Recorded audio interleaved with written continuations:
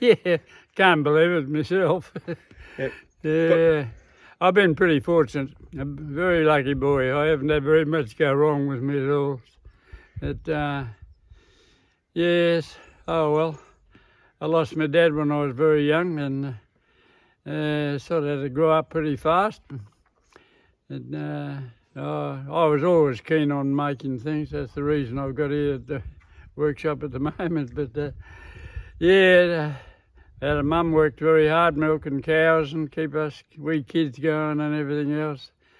But anyway, it didn't look like there was any future for me very much. But anyhow, an uncle said to me, would I like to go share farming? Well, before that, we was on horses, and I told my grandfather I wasn't going to work horses. And I think I had a bit of a cheek because I wasn't very old. But anyhow, by the time I was 15, I had a tractor.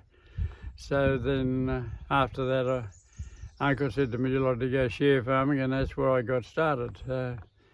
Yeah, and then I didn't think I'd ever be able to set up a house and everything else, but things worked out all right. Eventually, we built a house, hadn't had much difficulty because things were very, very hard to get at the time, and we couldn't get materials. I carted all the bricks from the stall and put down the foundations. Then we had Le Plaster and Sutherland come along and gave us a quote and built a house. And we had up to about 14 men at a time here, and a mob of larrikins they were too. But they were happy days. When you look back on it, even though things were scarce, we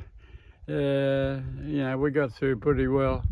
You couldn't buy iron for a roof, you couldn't buy cement. Eventually we found a bit of it, and had two brothers, they were only very young, but they gave me a hand as well, and because they had no dad, I had to be father too. So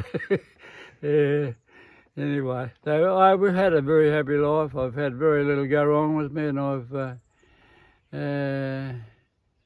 made a lot of friends in the area. Had no idea I'd start engineering, but I'd built stuff for myself. It wasn't long before neighbours came along and they wanted something done, and it got bigger and bigger and bigger until I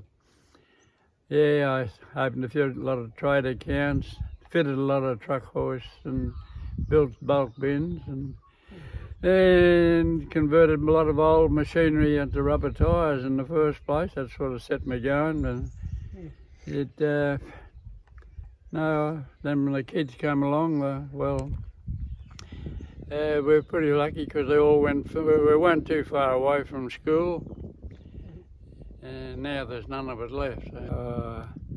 I don't know, we live pretty simple, but there's nothing special. My grandparents, my great-grandmother made 100, and most of her children made 100. My dad's brother, Uncle Will, he made 102. My auntie made 100. And it's fairly common around the area, but they all live pretty simple sort of lives. And the old great-grandmother had 14 children and lived very, very humble, but most of her children made very close to 100. Made their own clothes and made their own boots and everything else. Yes, worked very hard. There's a funny story attached to one of our great-grandmother's children. He had to get up early one morning to go somewhere, and she woke him up and said, you know what, you've only got 2 hours left to sleep. And I bet he didn't feel very happy about that, but anyway. Yeah, simplicity, that's all.